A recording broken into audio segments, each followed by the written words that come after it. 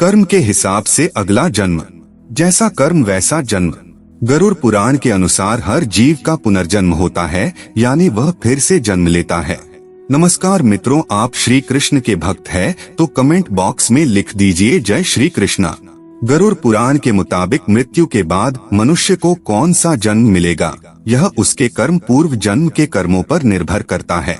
अगले और पिछले जन्म के बारे में जानने की उत्सुकता अधिकांश लोगों में होती है।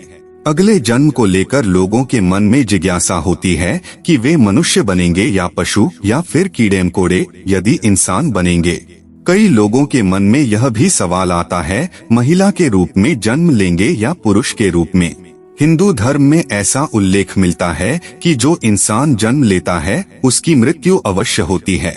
परंतु क्या आप जानते हैं कि मनुष्य मरने के बाद कौन सी योनि में जन्म लेता है? गरुड़ पुराण हिंदू धर्म के महापुराणों में से एक है। इसमें जन्म, मृत्यु और मृत्यु के बाद की घटनाओं का विस्तार पूर्वक वर्णन मिलता है। इस पुराण में ऐसी कई बातें बताई गई हैं जिन्हें अपनाने से व्यक्ति अपने जीवन की स्थिति सुधार सकता है। इन महापुराणों में गरुड़ पुराण बहुत महत्वपूर्ण है, जो कि सनातन धर्म में किसी व्यक्ति की मृत्यु के बाद पढ़ा जाता है। गरुड़ पुराण में भगवान विष्णु और गरुड़ पक्षी के बीच बातचीत को बताया गया है। साथ ही इसमें व्यक्ति के चरित्र के बारे में भी बताया गया है। ईश्वर की दृष्टि में जो अच्छे कर्म यानी आपके काम होते हैं उसे पुण्य कहा जाता है, और जो बुरे कर्म होते हैं उन्हें पाप कहा जाता है। गरुड़ पुराण में और कठोपनिषद में उल्लेख मिलता है कि मनुष्य धरती पर जो कुछ भी पाप करता है उन सभी पापों की अलग अलग सजा बारी बारी से मिलती है। गरुड़ पुराण के अनुसार जो व्यक्ति अच्छे कर्म करता है उसे स्वर्ग में जगह मिलती है, वहीं बुरे कर्मों के लिए नरक का सामना करना पड़ता है। आज हम आपको इसी के बारे में बताने जा रहे हैं। दोस्तों, गधे, कुत्ते, बिल्ली, सांप, बंदर, गिरगिट, बकरा, भेड़िया, गाय, कछुआ, कीड़े मकोड़े, कोई पशु पक्षी, पेड़ पौधे, स्त्री में जन्म इत्यादि में हर पापी मनुष्य का जन्म होता है। नमस्कार मित्रों, स्वागत है सनातन ज्ञान कथा के एक नई प्रस्तुति में। दोस्तों, आप हमारे चैनल पर पहली बार आए हैं तो चैनल को सब्सक्राइब अवश्य कीजिएगा। वीडियो को लाइक करके दोस्तों के पास शेयर जरूर कीजिए। यहाँ सबसे पहले आपको यह जानना जरूरी है, क्या सच में पूर्ण जन्म होता है? मित्रों, इस बात को एक उदाहरण से समझते हैं। कई बार बालक जब जन्म होता है तो उनमें किसी प्रकार का दोष होता है। कई बालक किन्नर पैदा हो जाते हैं या फिर ऐसे पैदा होते हैं जिनको कोई शारीरिक दोष होता है, जैसे कोई जन्म से ही विकलांग पैदा होता है या जन्म से ही देखने में असमर्थ होता है। ऐसा भी होता है कई बच्चे को जन्म से ही मल मूत्र का द्वार नहीं होता है। ऐसा होने के पीछे विज्ञान अपना तर्क अलग ही देता है, पर हम शास्त्र के अनुसार बताएंगे इस जीवन में बच्चे को उसके पिछले जन्म के कर्मों के आधार पर कष्ट भोगना तय होता है, इसलिए शारीरिक असमर्थता पैदा होने के साथ ही आती है। गरुड़ पुराण में लिखा हुआ है कि पांडव भाइयों को अलग अलग घरों में जन्म अपने अपने कर्मों के अनुसार मिला था। गरुड़ पुराण में विस्तार से बताया गया है कि जब तक शिशु माँ की कोख में रहता है तब तक उसे पिछले जन्म का सब कुछ याद रहता है। उसे यह भी स्मरण होता है कि उसने पिछले जन्म में क्या क्या कर्म किए, और दुखी होकर वह जीव ईश्वर से यही प्रार्थना करता है कि इस जीवन में वह सत्कर्म करेगा और भगवान का नाम जपता रहेगा। शिशु माता के गर्भ से निकलकर इस पृथ्वी लोक पर आता है, ईश्वर की उसकी स्मृति खत्म कर दी जाती है, यानी कि उसके दिमाग से पिछले जन्म का बातें भुला दिया जाता है, और वह जीव फिर से सब कुछ मोह माया में कुछ ऐसा उलझ जाता है कि परमात्मा के लिए उसके पास समय ही नहीं बचता है।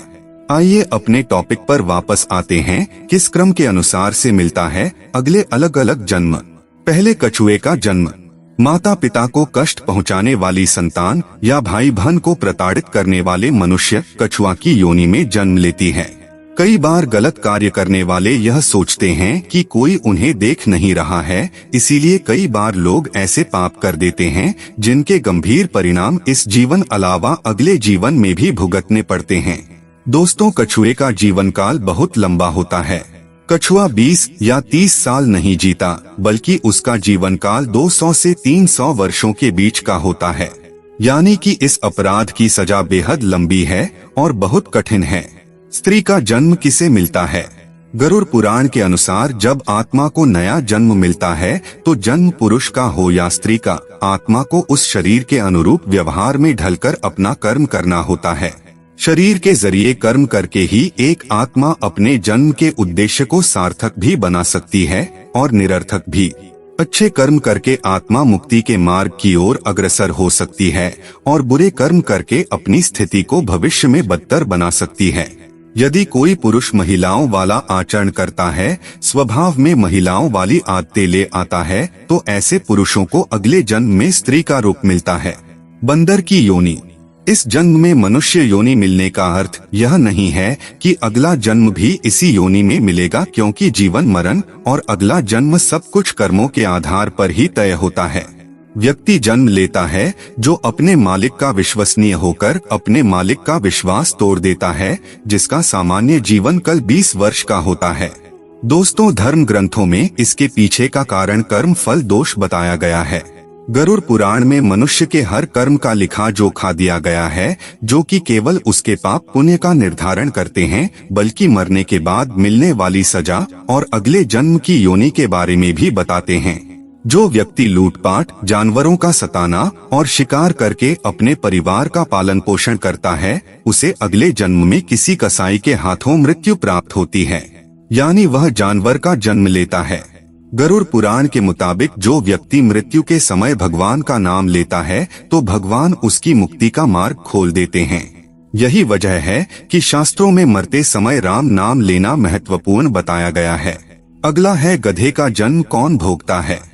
अब यहाँ आता है कर्म फल सिद्धांत। दोस्तों, गरुड़ पुराण के अनुसार अपने सच्चे मित्र का अपमान करने वाला गधे की योनि भोगता है। गधे का जीवन काल 25 से 30 वर्षों का होता है। अगर आपका पाप क्षमा के योग्य रहा होगा तो कर्म फल सिद्धांत के अनुसार आप गधे की योनि से जल्दी ही मुक्त होकर एक साधारण मृत्यु को प्राप्त हो जाएंगे।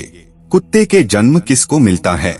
गरुड़ पुराण में जीव के द्वारा किए जाने वाले कई तरह के पापों और उन पापों के निमित्त जो भी सजा दी जाती हैं, उसके बारे में भगवान विष्णु ने विस्तार से बताया है। धर्म का अपमान करने वाले, पूजा पाठ न करने वाले, जो व्यक्ति धर्म, वेद, पुराण जैसे धार्मिक ग्रंथों का अपमान करता है, हमेशा धर्म का विरोध करता है, ईश्वर के प्रति श्रद्धा भाव नहीं रखता, गरुड़ पुराण के अनुसार ऐसे लोगों का अगला जन्म श्रान यानी कुत्ते के रूप में होता है। कीड़े मकोड़े की योनि। दूसरों की निंदा करने वाला, बुरा बर्ताव करने वाला कीड़े मकोड़े के रूप में ही जन्म लेता है। यह एक ऐसी योनि है जिसमें आप कितने भी प्रतिभाशाली हो, आपने कितना भी हुनर क्यों ना हो, आपको सम्मान कभी नहीं मिलता। उदाहरण के लिए एक चींटी को ही ले लीजिए, नीचे गिरती है, फिर चलती है और मंजिल तक पहुँचे है। हम सबको इस धरती पर अलग अलग योनियों में तब तक जन्म लेना पड़ता है जब तक कि हमको मोक्ष की प्राप्ति नहीं हो जाती। जो व्यक्ति अपनों से लिया हुआ धन वापस नहीं करता या उनसे धन अर्जित करता है, मकोड़े की योनि में जन्म लेता है। योनियों का जीवन काल कितना लंबा होगा वह व्यक्ति के कर्म फल पर निर्भर करता है। छछूंदर का जन्म किसे मिलता है। जो व्यक्ति किसी चीज को चोरी करता है वह तोता बनता है। वही सुगंधित पदार्थ की चोरी करने वाला व्यक्ति छछूंदर के रूप में जन्म लेता है। किंतु यदि अपराध चोरी से बड़ा हो तो और भी कष्टदायी योनि प्राप्त होती है। किन लोगों का होता है उल्लू में पुनर्जन्म। अपनी चालाकी के चलते जो लोग दूसरों को मूर्ख बनाकर ठगी करते हैं और उनका लाभ उठा लेते हैं या काम निकलवा लेते हैं, ऐसे लोगों को मृत्यु के बाद नरक में स्थान मिलता है। साथ ही ऐसे लोग अगले जन्म में उल्लू के रूप में जन्म लेते हैं। जो व्यक्ति पराई स्त्री से संबंध बनाता है उसे कौन सा योनि भोगना पड़ता है। जो व्यक्ति पराई स्त्री से संबंध बनाता है उसे नरक में जाना पड़ता है। गरुड़ पुराण के अनुसार ऐसे पुरुष को वहाँ उसे कई कष्ट भोगने पड़ते हैं और इसके बाद उसे अलग अलग योनियों में एक के बाद एक कई जन्म लेने पड़ते हैं। वह सबसे पहले भेड़िया बनता है, फिर एक कुत्ते के रूप में जन्म लेता है, उसके बाद सियार, फिर गिद्ध, फिर शाम, फिर कौवा और अंत में बगुला बनता है। इन सब योनियों के कष्ट उसे फिर से मनुष्य करने की प्राप्ति होती है। ऐसी शादीशुदा महिला जो किसी गैर मर्द के साथ संबंध बनाती है उसे नरक की यातनाएं भोगनी पड़ती है और ऐसी महिला अगले जन्म में छिपकली, सांप या फिर चमगादड़ के रूप में जन्म लेती हैं। लेकिन जो व्यक्ति किसी स्त्री के साथ जबरदस्ती संबंध बनाता है उसे तो नर्क भोगने और कई योनियों में जन्म लेने के बाद मनुष्य योनि में किन्नर के रूप में जन्म मिलता है। फजुल के गाली गलौज करने वाले को कौन सा योनि मिलता है। दोस्तों, माना जाता है कि कंठ में माँ सरस्वती वास करती हैं। इसलिए जिन लोगों की वाणी में मधुरता नहीं होती और जो दूसरों को बुरा भला कहते हैं या हमेशा गाली गलौज करते हैं, गरुड़ पुराण के अनुसार उनका अगले जन्म बकरे के रूप में होता है।